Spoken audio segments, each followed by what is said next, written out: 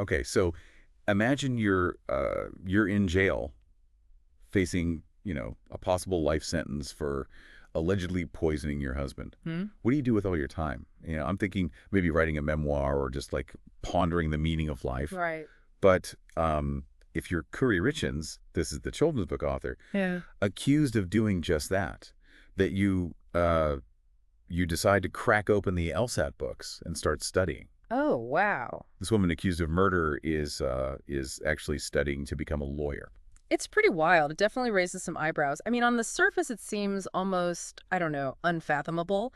But when you sort of like dig a little deeper, into the psychology of the whole thing, there's some pretty interesting theories about why she might be doing this. Yeah. Like, could this be a way for her to, try to exert some control over a situation where she's feeling completely powerless? Right.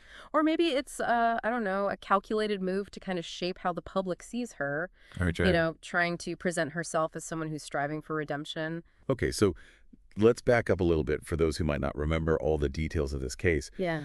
Kuri Richens, she first kind of came into the public eye with her children's book about, dealing with grief and loss. And it was inspired by the death of her husband. Right. And it was a huge story. It was all over the news. This very heartbreaking story of a mother just trying to help her kids navigate this awful loss. Yeah. But then the bombshell dropped, right? Yeah. She was arrested and charged with his murder and accused of poisoning him with fentanyl. Yeah.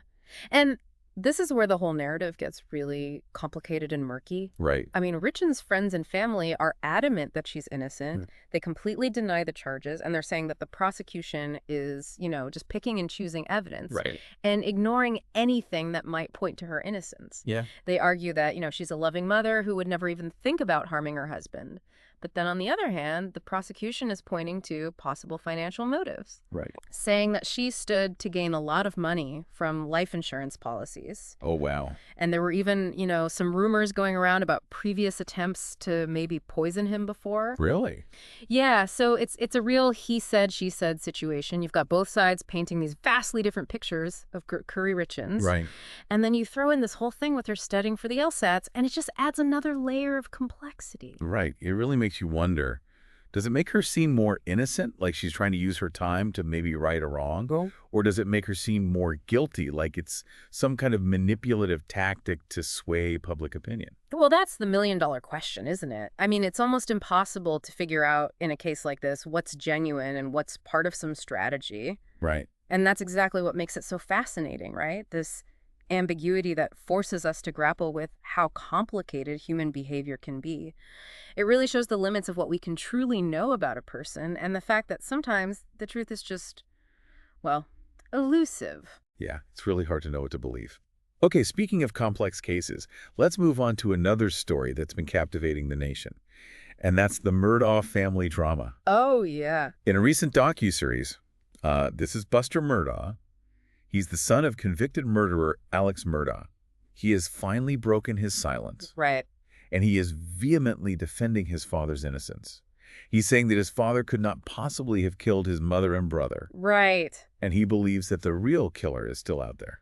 It's interesting because the Murdaugh case is, I think it's a perfect example of how the truth can be so fragmented. How each little piece of the puzzle can tell a totally different story. Yeah. So you've got the prosecution's narrative, and they've very methodically laid out all this evidence against Alex Murdaugh, and that ultimately led to his conviction. Right.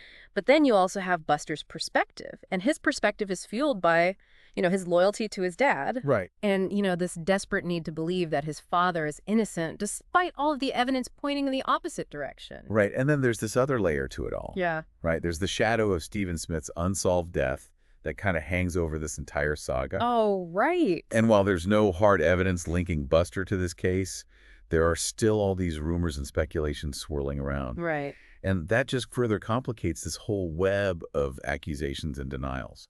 It really is a stark reminder that in these high-profile cases, separating fact from fiction can be, well, incredibly difficult. Yeah, it's like trying to find your way through a maze where the walls are constantly shifting. Right. What we believe to be true is often shaped by, the media, public opinion, and even our own biases. Right. And I think it's really crucial to remember that everyone involved in these cases, from the accused to the victims' families, They all deserve to have their stories heard and considered fairly and without any prejudice. Absolutely. And as we continue to sort of like unpack these stories and talk about them, it's important to be aware of the human toll behind the headlines. Yeah. These aren't just like abstract legal battles playing out in a courtroom. Right. These involve real people who are grappling with just unimaginable grief and loss and even betrayal. So that brings us to our third case, and this one has just caused like a media frenzy from the very beginning, the Brian Kohberger trial. Yeah. Kohberger, as you know, is accused of the murders of those 4 University of Idaho students. Right. It's just been this whirlwind of legal stuff and, shocking revelations and just like intense public scrutiny. Yeah. And now there's this whole new wrinkle, the potential ban on cameras in the courtroom. Right. Kohberger's attorneys have filed a motion to prohibit cameras from the proceedings. They're arguing that the constant media attention, the potential for those viral close-up shots, that it's just prejudicing potential jurors. Right. They say it's creating an environment where it's just impossible for Kohberger to get a fair trial. And it's a really interesting argument. It's something we've seen come up in other big trials, too, like the Lori Vallow case, also here in Idaho. Right. Remember, the judge in that case ended up banning cameras because of all the, media hype and the worries about juror bias. Yeah. So it's definitely possible we could see the same thing happen in the Kohberger trial. And Kohberger's defense team isn't stopping there. I mean, they're basically launching a full-on attack against the prosecution's case. Oh, wow. They're alleging all sorts of misconduct, like grand jury bias, not enough evidence, even withholding exculpatory evidence. Right. And for those who might not know, exculpatory evidence is basically anything that could potentially, help prove the defendant's innocence. Right. And the defense is saying that the prosecution hasn't been playing by the rules, and that could seriously jeopardize Kohberger's right to a fair trial. It's a real ethical mess, isn't it? Yeah.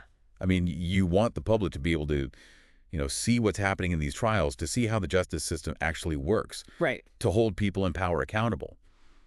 But then if all this media attention is actually influencing potential jurors and putting the defendant's right to a fair trial at risk, then something has to be done to make sure justice is actually being served. Right. It's a really tough situation, and I don't think there are any easy answers. It'll be interesting to see what the judge decides about the cameras and how all of these, misconduct allegations actually play out. Yeah. I mean, this trial is just getting started, and it's definitely going to be a wild ride. It really is. And, I think as we're going through all of these cases, it's important to kind of zoom out for a second and look at the bigger picture. Yeah. These aren't just random events. They actually reflect bigger trends and anxieties that are happening in society as a whole. Oh, absolutely. I mean, just think about it. The Richens case, it really taps into that whole fascination we have with true crime, with this idea that even seemingly normal, everyday people can have these dark secrets. Yeah. And then the Murdaugh saga, it really shows us the power of family loyalty, even when there's a ton of evidence stacked against someone. Right. And then you have the Kohberger trial, and that highlights, I think, our fear of random violence, the fact that we can't always be safe, especially in places like college campuses, which are supposed to be, these safe havens for learning and growing. Right. It's like each of these cases is like a miniature version of a specific societal fear or fascination. Yeah. And I think that's part of what makes them so captivating. They make us face these uncomfortable truths about ourselves and about the world we live in and about all the complexities of human nature. It's really interesting to me as we talk about these cases how much perception plays into it all, how we see these people, how we interpret their actions. It's so heavily influenced by the stories that are being told about them. Yeah, I mean, take Kuri Richens, for example. Before all these accusations came out, she was seen as, this grieving widow, a loving mother, a woman who was trying to use her own pain to help other people. But then as soon as those murder charges were filed, that whole image just completely shattered. Right. Suddenly, everything she did, every word she said was looked at with suspicion. It's almost as if we're all like amateur detectives trying to put together this puzzle, but we don't have all the pieces. Right. We're relying on little bits of information from the media, social media commentary, and our own, I guess, biases about guilt and innocence. Yeah. And often those pieces just don't fit together neatly. We end up with more questions than answers. That's the thing about true crime, though, isn't it? It pulls you in with the mystery, the drama, the human element of it all. But it also, I think, challenges us to think critically about things, to question what we're seeing and hearing, and to realize that there's always more than one perspective to consider. Absolutely. And it's really important to remember that behind all the headlines, behind all the legal battles, there are real people whose lives have been forever changed by these events. Right? Families have been torn apart, communities are traumatized, reputations are ruined. It's true, these cases are not just entertainment. They have very real consequences that reach far beyond the courtroom. So as we continue to, follow these cases and see how they develop, I think it's important to do so with empathy and a sense of responsibility. I agree.